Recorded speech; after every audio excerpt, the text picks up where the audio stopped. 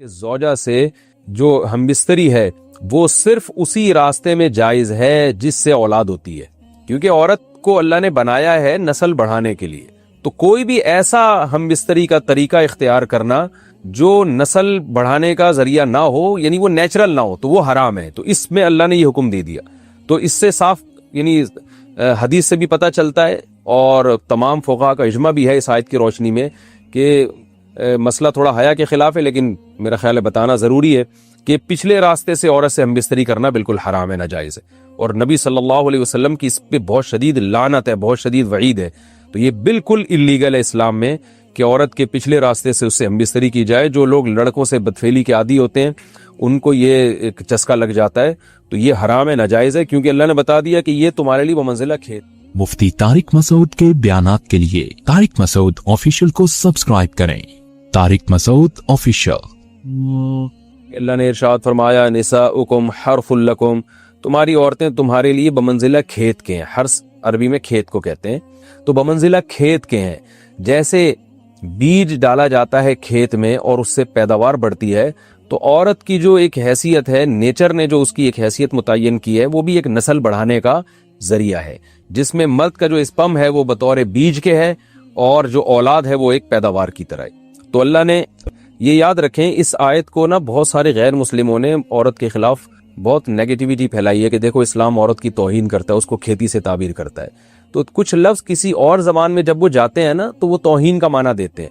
عربی میں جو حرث کا معنی ہے یہ تعظیم کے لیے ہے، توہین کے لیے نہیں ہے. اردو میں جو کھیتی کا معنی ہے وہ توہین کے لیے استعمال ہوتا ہے. کھیتی یعنی جو پاؤں میں روندی ڈالنے والی، اور زمین جو ہے نا پاؤں میں گویا روندی، اس کو روندا جا رہا ہے. تو اس لیے اس کا اردو میں بالکل اسی طرح جو لوگ ترجمہ کر دیتے ہیں کہ عورتیں تمہاری کھیتیاں ہیں، تو یہ ترجمہ میرا خیال ہے اس لیے درست نہیں ہے کہ اردو میں اس کا مفہوم ہی چینج ہو جاتا ہے. یعنی گویا ایک عزت کے لیے جو لفظ اللہ نے استعمال کیا وہ ذلت کا ذریعہ بن جاتا ہے. تو اس لیے کسی بھی زبان میں جب ہم کسی بھی لفظ کا ترجمہ کرتے ہیں تو اس زبان کے ہمیں محاوروں کو دیکھنا چاہیے کہ اس زبان میں یہ لفظ کس معنی میں استعمال ہو رہا ہے. مثال کے طور پر ہو سکتا ہے کتا کا لفظ کسی زبان میں وفاداری کے لیے استعمال ہوتا ہو، کسی کو لوگ ڈاگ کہتے ہوں تو اس کا مقصد ہوتا ہے وفادار انسان ہے، لیکن ہمارے ہاں اردو میں گالی ہے وہ، اور آپ بولیں کہ بھئی وہ فلاں قوم ڈاگ کہتی ہے تو ہم کتا کہیں گے، تو آپ جب اس کا ترجمہ اردو میں کریں گے تو کتے سے نہیں کر سکتے. تو اسی طرح یہ عربی کا جو لفظ ہے اس میں بھی یہ چیز غور یعنی ملحوظ رہنی چاہیے. تو اس لیے اس کا ترجمہ کیا جائے گا تمہاری عورتیں تمہارے لیے پیداوار بڑھانے کا ذریعہ ہیں، نسل بڑھانے کا ذریعہ ہیں. فاتو حرثکم، تم اپنے اس نسل بڑھانے کے ذریعے کے پاس آؤ، انا شئتم، جیسے چاہو، وقدموا لانفسکم، اور اپنے نفسوں کے لیے آگے بھیجو، یعنی اولاد کی نیت سے آیا کرو زوجہ کے پاس اور آخرت کے لیے انتظام کرو، یعنی اولاد پیدا کر کے جو تاکہ دنیا اور آخرت میں تمہارے لیے، فیوچر میں تمہارے لیے کام آئے، دنیا بھی داخل ہے آخرت بھی داخل ہے. تو یہ آیت کا بھی ایک شان نزول ہے کہ صحابہ کرام تو چونکہ جو خواتین تھیں مکہ میں صدیوں سے وہ لوگ آباد تھے، ان کے سفر خاص طور پہ عورتوں کے سفر بہت ہی کم ہوا کرتے تھے. تو جب ہجرت ہوئی ہے اور جو ہے نا ہجرت کر کے بہت ساری صحابیات مدینہ آئی ہیں، تو مدینہ میں ان کے نکاح دوسری قوموں میں ہوئے، پھر انصار صحابہ سے بھی ہوئے. تو چونکہ تقویٰ تھا ان خواتین میں، للہیت تھی، تو بعض جگہ ایسے واقعات ہوئے کہ میاں بیوی کے جو آپس کا ریلیشن ہوتا ہے، ظاہر ہے وہ ہر قوم میں اور ہر جو ہے نا شخص کا مزاج دوسرے سے مختلف ہوتا ہے. تو بعض مردوں نے اس طرح سے اپنی زوجات کے ساتھ ہم بستری کی کہ ان خواتین کو پھر اشکال ہوا کہ پتہ نہیں اس طرح سے ہم بستری کرنا جائز بھی ہے یا نہیں ہے. تو انہوں نے نبی صلی اللہ علیہ وسلم سے یہ مسئلہ پوچھا کہ یا رسول اللہ، ہمارے شوہر ہمارے پاس اس طرح سے آتے ہیں تو کیا یہ جائز ہے یا نہیں. تو ان کے سوال کو بھی مبہم رکھا گیا اور قرآن نے اس کے جواب کو بھی کنایتاً بیان کیا، کیونکہ مسئلہ بظاہر حیا کے خلاف ہے. تو قرآن جب بھی کوئی ایسی بات ہوتی ہے تو اشارتاً کنایتاً اس کا تذکرہ کر دیتا ہے تاکہ مسئلہ بھی واضح ہو جائے، کیونکہ ظاہر ہے اس کی ضرورت تو قیامت تک آنے والے انسانوں کو پڑ سکتی ہے نا. یہ تو ہر میاں بیوی کا اپنا ایک ذاتی مسئلہ ہوتا ہے کہ ہمیں کس طرح سے پرمیشن ہے، کس طرح سے پرمیشن نہیں ہے. تو اللہ تعالیٰ نے بھی اشارتاً ہی اس حکم کو قرآن میں بیان کر دیا، اور قرآن میں اس لیے بیان کیا کہ تاکہ اس میں کوئی اجتہادی اختلاف کی گنجائش نہ رہے. تو اللہ نے قرآن مجید میں بیان کیا، فرمایا نساؤکم حرث لکم، تمہاری جو ازواج ہیں، تمہاری جو بیویاں ہیں، وہ تمہارے لیے بمنزلہ کھیت ہیں. کھیت کا مطلب کیا ہوتا ہے؟ پیداوار بڑھانے کا ذریعہ. تو اس میں سب سے پہلا مسئلہ تو قرآن نے یہ بیان کر دیا کہ زوجہ سے جو ہم بستری ہے وہ صرف اسی راستے میں جائز ہے جس سے اولاد ہوتی ہے، کیونکہ عورت کو اللہ نے بنایا ہے نسل بڑھانے کے لیے. تو کوئی بھی ایسا ہم بستری کا طریقہ اختیار کرنا جو نسل بڑھانے کا ذریعہ نہ ہو، یعنی وہ نیچرل نہ ہو، تو وہ حرام ہے. تو اس میں اللہ نے یہ حکم دے دیا. تو اس سے صاف یعنی حدیث سے بھی پتہ چلتا ہے اور تمام فقہا کا اجماع بھی ہے اس آیت کی روشنی میں کہ مسئلہ تھوڑا حیا کے خلاف ہے، لیکن میرا خیال ہے بتانا ضروری ہے کہ پچھلے راستے سے عورت سے ہم بستری کرنا بالکل حرام ہے، ناجائز ہے. اور نبی صلی اللہ علیہ وسلم کی اس پہ بہت شدید لعنت ہے، بہت شدید وعید ہے. تو یہ بالکل اللیگل ہے اسلام میں کہ عورت کے پچھلے راستے سے اس سے ہم بستری کی جائے. جو لوگ لڑکوں سے بدفعلی کے عادی ہوتے ہیں ان کو یہ چسکا لگ جاتا ہے، تو یہ حرام ہے، ناجائز ہے، کیونکہ اللہ نے بتا دیا کہ یہ تمہارے لیے بمنزلہ کھیت کے ہیں. تو اس میں قرآن نے وہ جو سوال تھا نا اس کی طرف اشارتاً جواب دے دیا اور آگے فرمایا فاتو حرثکم، تم اپنے کھیت کے پاس آؤ، یعنی پیداوار بڑھانے کا جو ذریعہ ہے اس جگہ کی طرف آؤ، انا شئتم، جیسے چاہو.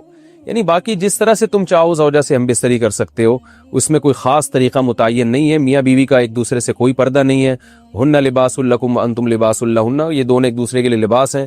تو اس میں طریقہ کار کوئی بھی ہو سکتا ہے، کسی بھی طرح سے کرنا چاہو ایک دوسرے سے لطف اندوز ہو سکتے ہو. لیکن فاتو حرثکم، آنا موضع حرث میں ہے. حرث کا مطلب اس جگہ کی طرف آنا ہے جہاں سے نسل بڑھتی ہے، کسی اور راستے کی طرف. اس سے صاف طور پر جو ہے نا وہ جو فاسق فاجر لوگوں کی جو برائی ہے جو لڑکوں سے بدفعلی کے نتیجے میں پیدا ہوتی ہے، اس کا اللہ نے قلع قمع کر دیا کہ اس کی اسلام میں بالکل اجازت نہیں ہے. باقی طریقہ کار کیا ہوگا یہ تمہارے اوپر، اس کی اللہ نے تمہیں اجازت دی ہے. وَقَدِّمُوا لِأَنفُسِكُمْ، اور چونکہ بار بار حرث کا تذکرہ ہو رہا ہے کہ نسل بڑھانے کا، تو اس لیے اللہ نے فرمایا کہ قدموا لانفسکم، اپنی ذات کے لیے فیوچر میں انتظام کرو. قدموا کا مطلب آگے بھیجو اپنی ذات کے لیے سرمایہ. کیا مطلب؟ کہ جب زوجہ سے ہم بستری کرو تو نیت اولاد کی ہونی چاہیے، تاکہ وہ اولاد دنیا میں بھی اور آخرت میں بھی تمہارے لیے ذخیرہ بن جائے. تو یہ نسل بڑھانے کی بہت زبردست ترغیب ہے اس آیت میں. اور اس آیت میں اللہ نے عورت کا کہ بہت ساری ذمہ داریوں میں سے ایک بڑی ذمہ داری کا بھی بیان بتا دیا کہ عورت کو اللہ نے بنایا ہے.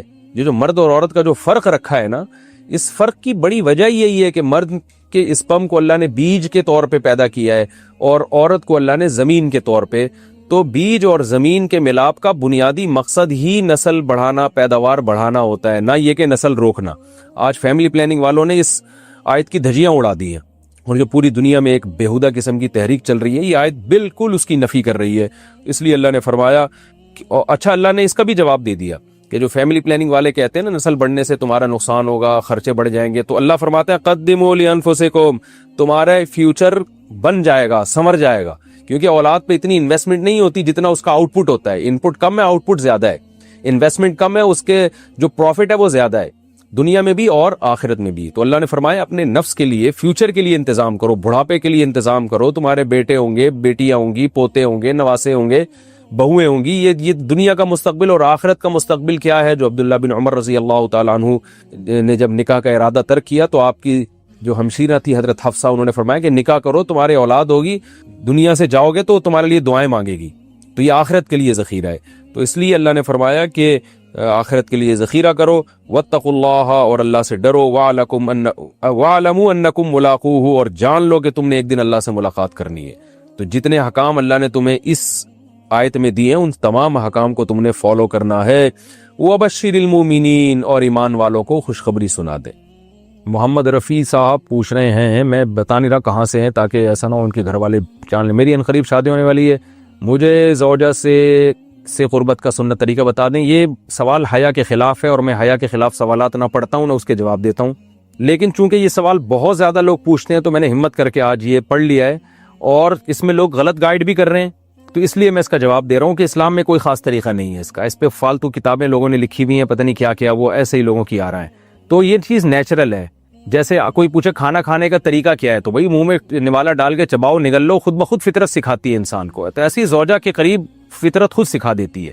ہاں، شریعت نے جس طریقے کو حرام قرار دیا ہے وہ سب کو معلوم ہے کہ جو ہے وہ اللہ تعالیٰ نے جو بدکار لوگ جس طرح سے کرتے ہیں، جو لڑکوں سے بدفعلی کرنے والے لوگ ہیں، وہ طریقہ حرام ہے.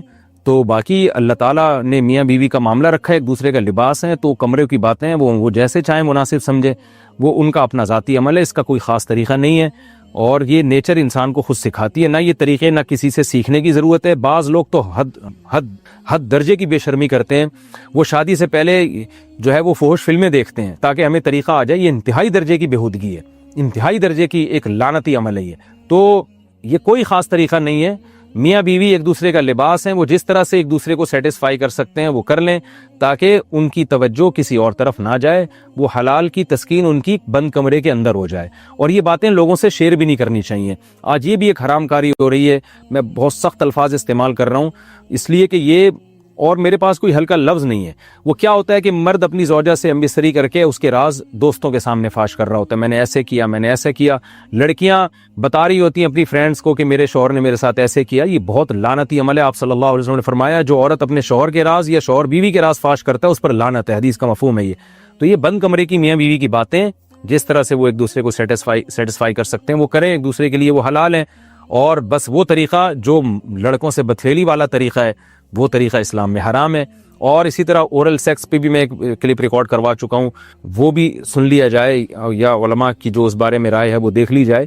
تو اس کے علاوہ جو بھی ہے میاں بیوی ایک دوسرے کے لیے اللہ نے حلال کیے، کوئی خاص طریقہ نہیں ہے، اور یہ حیا کی باتیں، ان کو بند کمرے کے اندر ہی رہنا چاہیے ان چیزوں کو۔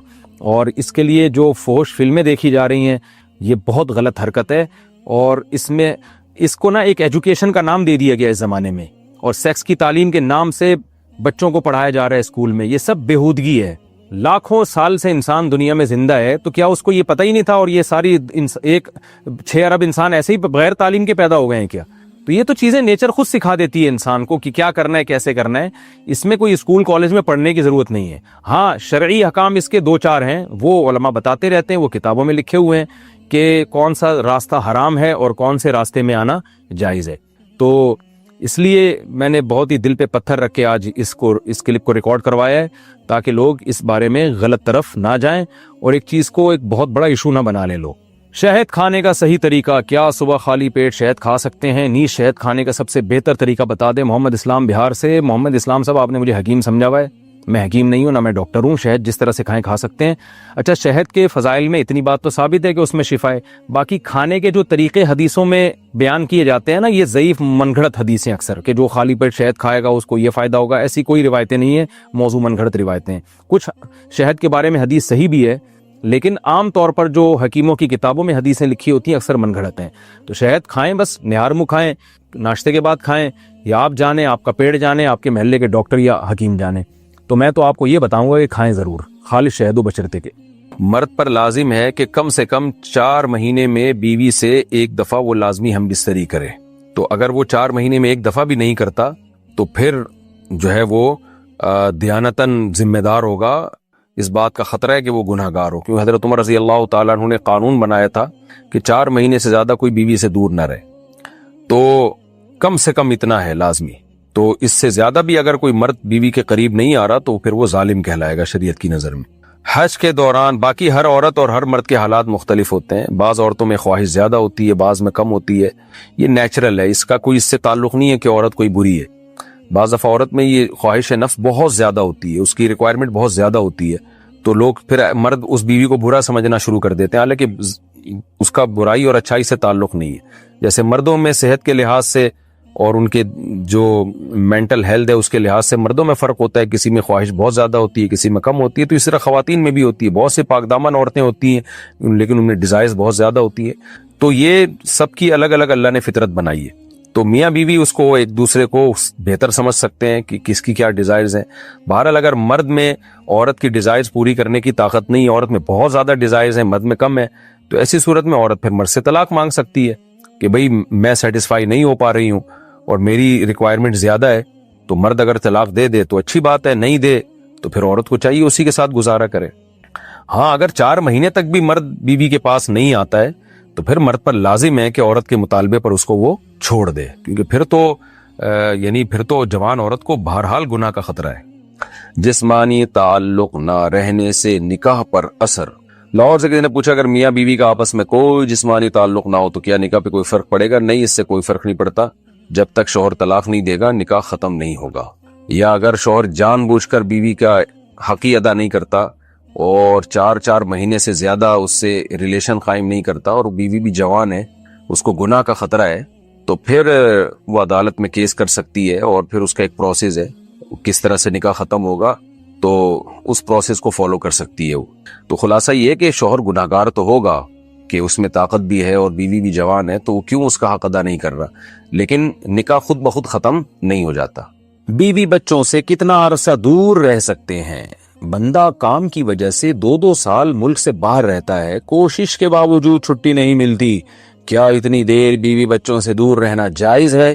نامعلوم۔ ہوئے بھائی دیکھیں، ایک تو ہے حضرت عمر رضی اللہ تعالیٰ عنہ کا مشہور واقعہ ہے کہ آپ نے کچھ خواتین سے پوچھا تھا کہ عورت کتنا صبر کر سکتی ہے مرد کے بغیر، تو بعض صحابیات نے بتایا کہ 4 مہینے۔ تو حضرت عمر نے قانون بنایا کہ جو مجاہدین محاذ جنگ پہ لڑ رہے ہیں 4 مہینے سے زیادہ دور اپنی بیویوں سے نہیں رہ سکتے۔ تو اس اصول کا تقاضا یہ ہے کہ وہ زمانہ بھی پاک دامنی کا زمانہ تھا، نیک لوگ تھے، تو اصول یہی ہے کہ 4 مہینے انتہا ہے عورت کے صبر کی۔ تو ایک نارمل عورت کے لیے اس سے زیادہ صبر کرنا مشکل ہوتا ہے، تو اس لیے بہتر یہی ہے، قانون یہی ہے کہ 4 مہینے سے زیادہ دور نہیں رہنا چاہیے۔ اور قرآن نے بھی یہ حکم دیا ہے کہ اگر کوئی قسم اٹھا لے کہ بیوی کے پاس نہیں جائے گا، قسم اٹھا لے، ایسا ہی نہیں بلکہ قسم اٹھا کے، تو پھر 4 مہینے میں طلاق واقع ہو جاتی ہے۔ بعض فقہا کے نزدیک عورت کو طلاق کا اختیار ہو جاتا ہے عدالت کے ذریعے، بعض کے نزدیک ہو جاتی ہے طلاق۔ تو اس سے بھی پتہ چلتا ہے، قرآن سے بھی اشارہ ملتا ہے کہ 4 مہینے جو ہے یہ ایک انتہائی مدت ہے ایک نارمل عورت کے لیے۔ تو اس زمانے میں تو اس کی اہمیت اور زیادہ بڑھ گئی ہے۔ وجہ اس کی ہے کہ بے حیائی، موبائل، انٹرنیٹ پر بےہودہ چیزیں، یہ سب چیزیں انسان کی شہوت کو بڑھاتی ہیں، مرد کی بھی اور عورت کی بھی۔ تو اس لیے بھائی میں تو آپ کو مشورہ نہیں دے سکتا کہ آپ 2 سال بیوی سے دور رہیں۔ میں بدگمان نہیں ہو رہا، بہت سے لوگ 4 سال دور رہتے ہیں، ان کی بیویاں بھی پاک دامنی کے ساتھ زندگی گزارتی ہیں، خود بھی بڑے نیک شریف بن کے زندگی گزارتے ہیں، بہت سے ایسے لوگ الحمدللہ ہمارے معاشرے میں ہیں۔ لیکن بہرحال اس کلچر کو، اس رواج کو فروغ نہیں دیا جا سکتا، اس کو اپریشیٹ نہیں کیا جا سکتا، شریعت کے لحاظ سے بھی، عقل کے لحاظ سے بھی۔ 2 سال تک مرد کے لیے صبر کرنا کتنا مشکل کام ہے، وہ کھا بھی رہا ہے انڈے پراٹھے اور جناب کھانا پینا اسی سٹائل میں چل رہا ہے، یا تو روزے رکھ کے اپنے آپ کو آدھا کر دیا اس نے۔ تو سوال عورت کے ساتھ مرد کا بھی تو ہے نا، مرد نے تو قوت اور شہوت اللہ نے اور بھی زیادہ رکھی ہے، تو وہ کیسے صبر کرے گا؟ مرد کی جو قوت برداشت ہے وہ فقہا نے اور اطباء نے بیان کی 1 مہینہ ہے، تو 2 سال تک بیوی سے دور ہیں۔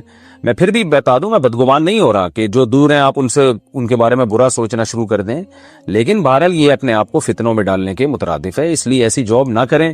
2 سال تک بیوی سے دور ہیں، یا تو بیوی کو ساتھ لے کر جائیں یا بیوی کے ساتھ ہی رہیں، کہیں ادھر ہی کم پیسوں میں انسان گزارا کر لے بیوی بچوں کے ساتھ، یہ زیادہ اچھا ہے، زیادہ پیسوں کی لالچ میں بیوی بچوں سے دور رہنا۔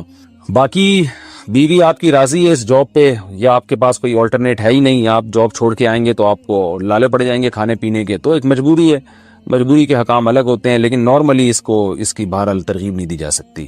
دیکھیں قرآن مجید میں اللہ نے ارشاد فرمایا نا، یوم یفر المرء من اخیہ و امہ و ابیہ و صاحبتہ و بنیہ، قیامت کے دن کی ہولناکیوں کو اللہ نے بیان کیا کہ انسان اپنے باپ سے دور بھاگے گا، بیٹے سے دور بھاگے گا، بھائی سے دور بھاگے گا۔ جہاں بیوی کا تذکرہ آیا تو یہ نہیں کہا کہ بیوی سے دور بھاگے گا، بلکہ فرمایا اس سے دور بھاگے گا جو اس کے ساتھ رہا کرتی تھی، یعنی صاحب کہتے ہیں ساتھ رہنے والے کو، صاحبہ سے دور بھاگے گا۔ تو اس سے پتہ چلتا ہے کہ قرآن میں اللہ نے بیوی کو جو ڈیفائن کیا ہے نا، اس کی جو صفت بیان کی ہے وہ یہ کہ جو آپ کے ساتھ رہتی ہے۔ تو جب شادی ہو گئی تو سمجھو بیوی پھلترو کی طرح چپک گئی ہے اب آپ کے ساتھ، جہاں جاؤ گے آپ کے ساتھ جائے گی۔ تو قرآن سے بھی اشارہ ملتا ہے کہ بیوی سے ساتھ رہنے کی چیز ہے۔ اب آپ 2 سال، پھر ایک دفعہ تھوڑی ہوتا ہے کہ 2 سال کے لیے چلے گا 2 سال بعد واپس آئے، جو باہر جاب کرتے ہیں وہ تو پھر آئے 1 مہینے بعد پھر 2 سال کے لیے چلے گا، ان کی تو ساری جوانی باہر ہی گزر جاتی ہے۔ تو اس لیے مجھے یہ بہرحال سمجھ میں نہیں آتا ہے، شریعت کی روح سے یہ پسندیدہ کام نہیں ہے، بہت سخت مجبوری ہے تو ایک الگ بات ہے، لیکن اچھا کام نہیں ہے۔ غربت میں انسان بیوی بچوں کے ساتھ گزارا کر لے، یہ زیادہ بہتر ہے اس دولت سے جس میں انسان بیوی بچوں سے ہی دور ہو۔ کیا کرنا ہے ایسی دولت کا کہ آپ اپنے بیوی بچوں سے گھر بار سے دور ہیں؟ انسان جو شریف آدمی، عزت دار آدمی، اس کو تو گھر میں سکون ملتا ہے بھائی، اتنا مشکل ہوتا ہے پھر اس کو اس دلدل سے نکلنا۔ اللہ کہتے ہیں اب گند میں منہ مارا ہے، گند میں رہو، اب گند کھایا ہے نا، اب گند کھایا تو اب گند میں رہو، اور گندگی میں اس کو مزہ آتا ہے پھر وہ۔ اس لیے اللہ کا واسطہ جن لوگوں سے زنا نہیں ہوا، اللہ کا واسطہ کبھی بھی اس گناہ کے قریب مت پھٹکو۔ اللہ نے یہ نہیں کہا کہ زنا مت کرو، اللہ نے کہا وَلَا تَقْرَبُوا الزِّنَا، زنا کے قریب مت جاؤ۔ قریب کیسے قریب جاتا ہے انسان؟ آپ کے گھر میں کوئی رشتہ دار جوان لڑکی آ گئی ہے یونیورسٹی کی، کالج کی، آپ گھر سے باہر نکل جاؤ. بعض دفعہ ایسا ہوتا ہے لوگ مجھے بتاتے ہیں کہ کوئی میری رشتہ دار خاتون آئی, جوان تھی, کزن تھی, گھر میں تھا, وہ اکیلی تھی, وہ آ گئی تو میری بڑی عجیب کنڈیشن ہو گئی, میں بہت پریشان ہو گیا, بہت مشکل سے بچا. میں ان سے کہتا ہوں آپ گھر سے نکلے کیوں نہیں؟ یہ تو آپ قریب تو چلے گئے نا. جب ایک جوان لڑکی آپ کے گھر میں آئی ہے, آپ کو اس وقت گھر میں نہیں ہونا چاہیے, نکل جاؤ وہاں سے. ایسے دور بھاگو زنا سے, اتنا دور بھاگو. انبیاء ایسے ہی کرتے تھے, تبھی تو بچتے تھے. وہ جتنے بزرگان دین گزرے ہیں وہ یہ نہیں کہ زنا نہیں کیا, وہ ہمیشہ زنا سے دور بھاگے. ہمارے استاذ نے ایک واقعہ سنایا تھا ہمیں, کتابوں میں یہ واقعہ لکھا ہے کہ ایک طالب علم تھا, پرانے وقتوں کی بات ہے, رات کو مسجد میں چراغ لے کے مطالعہ کر رہا تھا. پہلے زمانے میں لائٹ وائٹ تو نہیں ہوتی تھی, گاڑیوں کے سفر نہیں تھے, اونٹوں کے سفر تھے, تو مسافر لوگ بعض دفعہ آ کے مسجدوں میں ٹھہرتے تھے. تو اس نے دیکھا کہ ایک جوان لڑکی ہے, پردے میں ہے لیکن خوبصورت جوان لڑکی, وہ آئی اور اس سے کہنے لگی کہ میں راستہ بھٹک گئی ہوں, مجھے ایک رات مسجد میں گزارنے دے دو. باقی یعنی صحیح تھی, وہ اسی طرح ہوا تو کہیں بھٹک گئی تھی. شہر میں بھی بعض دفعہ لوگ بھول جاتے تھے نا کہ راستہ بھٹک جاتے تھے. تو اب یہ پریشان تھا کہ میں اس کو رات کو اگر پناہ دیتا ہوں تو مجھے شیطان ورغلائے گا, اور اس لڑکی کو اگر میں پناہ نہیں دیتا تو یہ کہاں جائے گی رات کے وقت, کوئی اور اس کی عزت سے کھیلے گا. تو اس نے بہرحال اس کو ٹھکانہ دے دیا, اس کو کہا کہ آپ ادھر اس طرف جا کے سو جائیں. نتیجہ کیا نکلا ہے کہ وہ لڑکی اس کو دیکھ رہی تھی یہ کرتا کیا ہے, اس کو بھی اپنی عزت کا ڈر تھا نا کہ کہیں یہ دست درازی نہ کرے. تو یہ نوجوان جس چراغ میں مطالعہ کر رہا تھا, مطالعہ کرتے کرتے اس کی آگ میں اپنی انگلی لے کے جاتا اور اس کو جلاتا. جیسے ہی وہ جلنے لگتی تو اس انگلی کو واپس کھینچ لے, دم تپش آگ لگتی نا, واپس کھینچتا. پھر تھوڑی دیر بعد یہ انگلی اس میں لے کے جاتا, پھر واپس کھینچتا. پوری رات یہ کرتا رہا ہے اور اپنی انگلی کو جلاتا رہا ہے. صبح اٹھ جیسے ہی ہوئی ہے, اس نے فوراً, صبح صادق ہوئی نا فجر کی اذان کا وقت, اس نے فوراً اس لڑکی سے کہا یہاں سے چلی جاؤ, فوراً یہاں سے فوراً چلی جاؤ. اس نے کہا اللہ کی قسم اس وقت تک نہیں جاؤں گی جب تک تم یہ معاجرہ نہیں بتاؤ گی رات تم نے کیا ہے. تو کہنے لگا یہ میرا اور اللہ کا معاملہ ہے, میں تمہیں نہیں بتا سکتا. اس نے پھر اللہ کا واسطہ دے کے کہا, اس نے کہا میں جاؤں گی نہیں یہاں سے جب تک بتاؤ گے نہیں. اس نے کہا شیطان مجھے ورغلا رہا تھا کہ ایک جوان لڑکی ہے, اجنبی ہے, کوئی دیکھنے والا نہیں ہے, کوئی دیکھنے والا نہیں ہے, تو زنا کر لو اس سے, کوئی دیکھنے والا نہیں ہے. شیطان مجھے لے کے جاتا تھا تو میں اپنی انگلی آگ میں جلاتا تھا, اپنے نفس کو یہ سمجھانے کے لیے کہ دنیا کی آگ برداشت کر سکتا ہے, جہنم کی بھی برداشت کر لینا, جہنم کی بھی برداشت کر لینا پہ. اور اگر تجھ سے یہ برداشت نہیں ہو رہی تو وہ کیسے برداشت کرے گا؟ کہہ رہے جب میں آگ میں جلنے لگتا تھا نا تو میری چیخ نکلتی تھی, کہ یار یہ نہیں ہو رہی تو وہ کیسے برداشت ہوگی. حدیث میں آتا ہے جہنم کی آگ دنیا کی آگ سے 70 گنا زیادہ گرم ہے, 70 گنا زیادہ گرم. جب نبی صلی اللہ علیہ وسلم نے صحابہ کو یہ بات بتائی, ترمذی کی حدیث ہے کہ صحابہ کے سینے سے رونے کی ایسے آوازیں آنے لگی جیسے ہانڈی کھولتی ہے, ایسا روئے صحابہ. حالانکہ صحابہ گناہوں سے بچتے تھے, اتنا روئے ہیں کہ سینے کے جیسے ہانڈی کھول رہی ہوتی ہے ایسے ان کے سینے سے رونے کی آوازیں آئیں. اور عرض کیا واللہ انہا لکافیۃ یا رسول اللہ, یا رسول اللہ یہ دنیا کی آگ بہت تھی عذاب دینے کے لیے, اللہ نے اس کو بھی 70 گنا زیادہ گرم کیا ہے. تو اس نے کہا کہ میرے دل میں گناہ کا خیال آتا تھا, میں کیا کرتا تھا, اپنے آپ کو جلاتا تھا جب چیخ نکلنے لگتی. تو اس طرح پوری رات میں نے اپنے نفس کو روکا ہے گناہ سے, تو تقوی کی برکات ہوتی ہیں. اس لڑکی نے کہا, اب گھر میں جا کے اپنے والد سے کہا کہ میں اگر نکاح کروں گی تو صرف کس سے کروں گی, اس نوجوان سے, یا فیف اور پاک دامن ہے. تو کتابوں میں لکھا ہے کہ اس کے باپ نے اس کا نکاح دیکھو حرام سے بچایا, اللہ نے حلال طریقہ رکھ دیا. تو جو بھی زنا سے بچتا ہے نا, یاد رکھو جیسے زنا کرنے کا عذاب بہت سخت ہے, ایسے ہی کسی کو زنا کا موقع ملے اور وہ بچ نکلے, اس کا ثواب بھی بہت زیادہ ہے.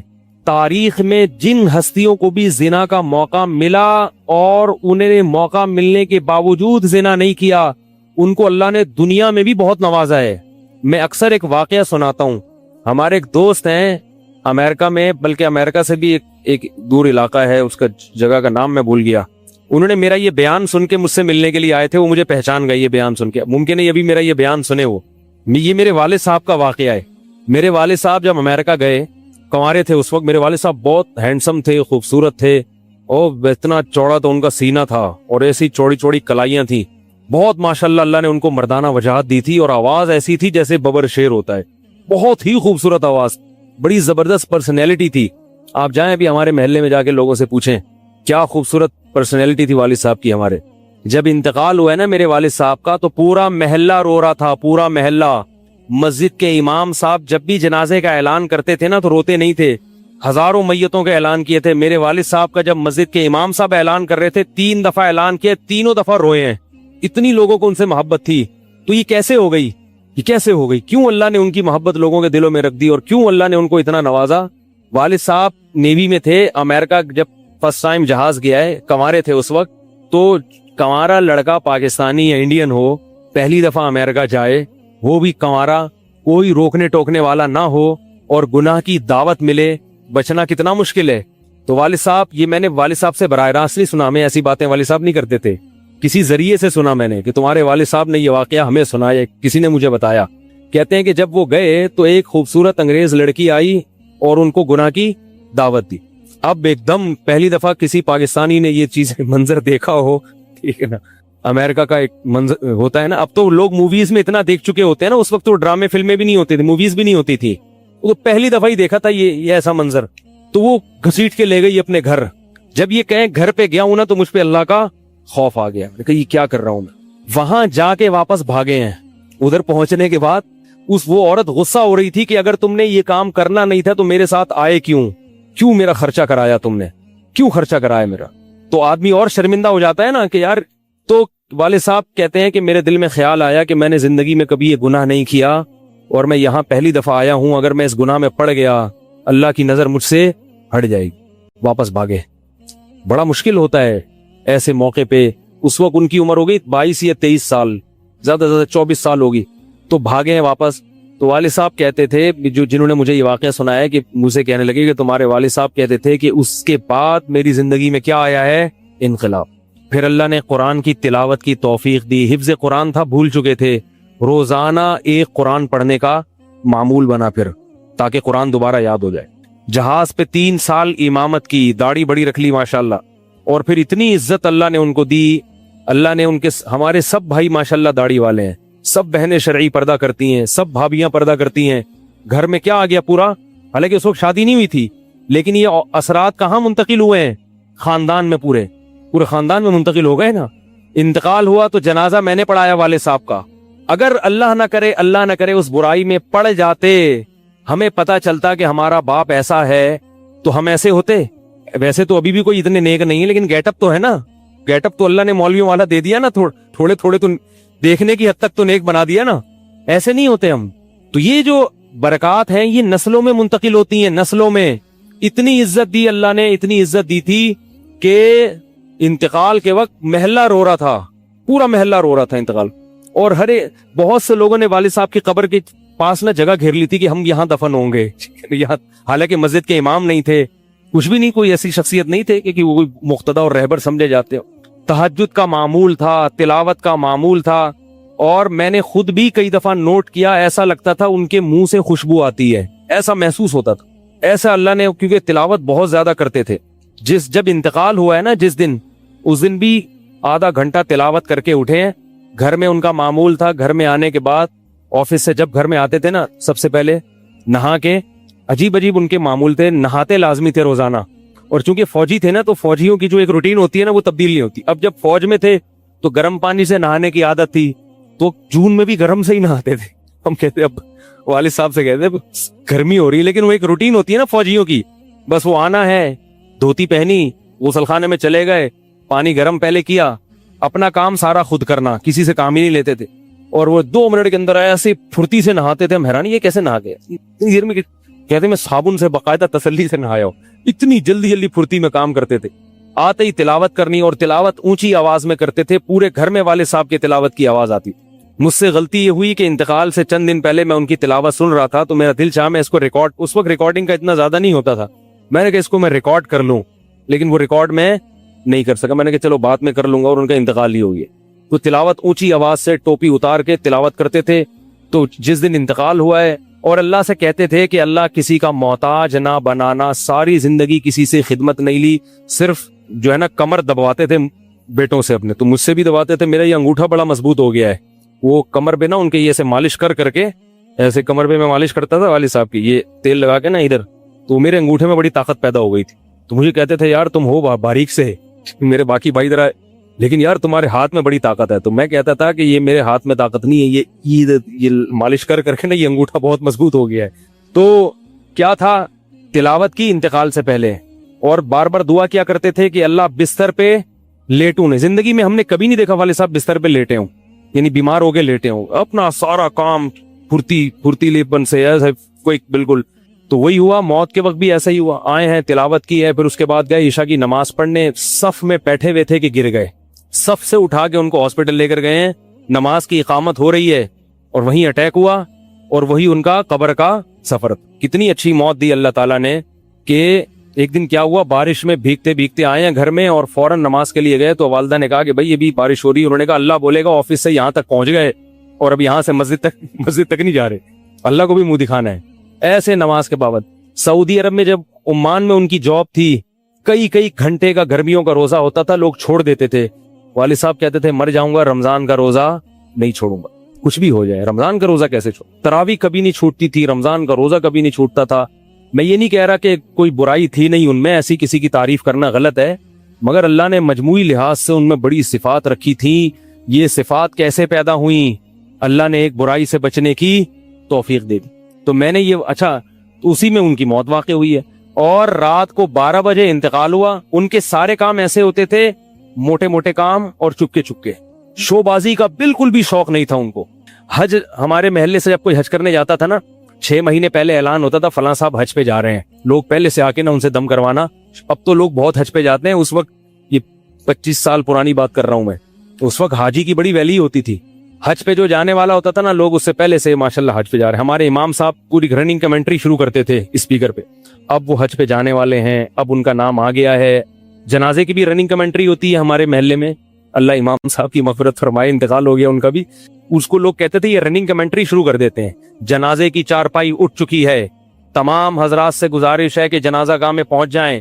اب جنازہ گھر سے نکل چکا ہے, میت کو غسل دیا جا چکا ہے, عیدی سینٹر سے لاش گھر میں آ چکی ہے. پوری نا کمنٹری ہوتی تھی.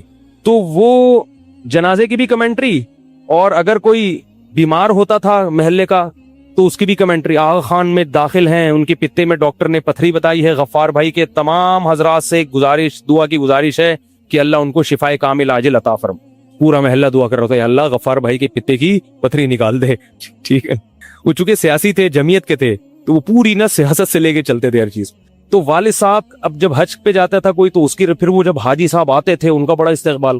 ہمارے والد صاحب کو یہ چیزیں پسند نہیں تھی. والد صاحب حج کر کے گئے پتہ ہی نہیں چلا, اور واپس کسی کو بولٹن مارکیٹ میں ملے. اس نے کہا ہم نے تو سنا تھا آپ حج کرنے گئے ہوئے. والد صاحب نے کہا میں بھی ابھی آیا ہوں. میں نے کہا ذرا بولٹن مارکیٹ سے ذرا ٹچ کرتا ہوا گھر چلو. ایک تھیلا تھا ان کے پاس, اسی تھیلے میں حج بھی ہو رہا ہے. پوری دنیا دیکھی تھی والد صاحب نے, پوری دنیا کا سفر کیا. بتاتے تھے کہ چین اور آسٹریلیا یہ 2 ملک ایسے ہیں جہاں میں نہیں گیا, باقی دنیا کا کوئی ملک ایسا نہیں ہے جس میں گیا نہ ہوں. لیکن اتنی سادگی کہ آپ کہیں گے کہ شاید یہ کبھی انڈا موڑ بھی نہیں آئے ہوں گے. کوئی شوبازی نہیں تھی, ایسے چپکے سے گئے ہیں اور حج کر کے چپکے سے واپس. شہرت پسند نہیں تھی, بالکل پسند نہیں تھی شہرت. تو کوئی بھی کام ہے بس آرام سے چپکے سے کر لیا. ختم قرآن کے موقع پر ہمارے امام صاحب نا سب کو بلاتے تھے. ہاں بھائی, اب تو والد صاحب کو پسند نہیں ہوتا تھا کہ نام لیا جائے میرا, تو یہ چیز لوگ ان کی پسند کرتے تھے. تو ان کی موت بھی ایسے ہی ہوئی ہے چپکے سے. رات 12 بجے انتقال ہوا. میں مدرسے میں تھا, ہم لوگ پہنچے, ہم تو حیران ہو گئے یہ کیسے ہو گیا بھائی ایک دم. تو ان کو غسل دیا, اور فجر کی نماز کے بعد جنازہ تیار تھا. فجر میں نمازی کم ہوتے ہیں. اعلان ہوا فجر کے بعد, جب پبلک ہمارے گھر آنا شروع ہوئی ہے تو جنازہ پڑھ کے ہم ان کو دفنا چکے تھے.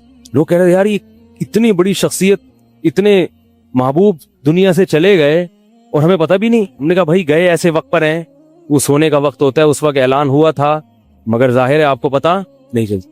تو ایسے ہی چپکے سے خاموشی سے چلے گئے.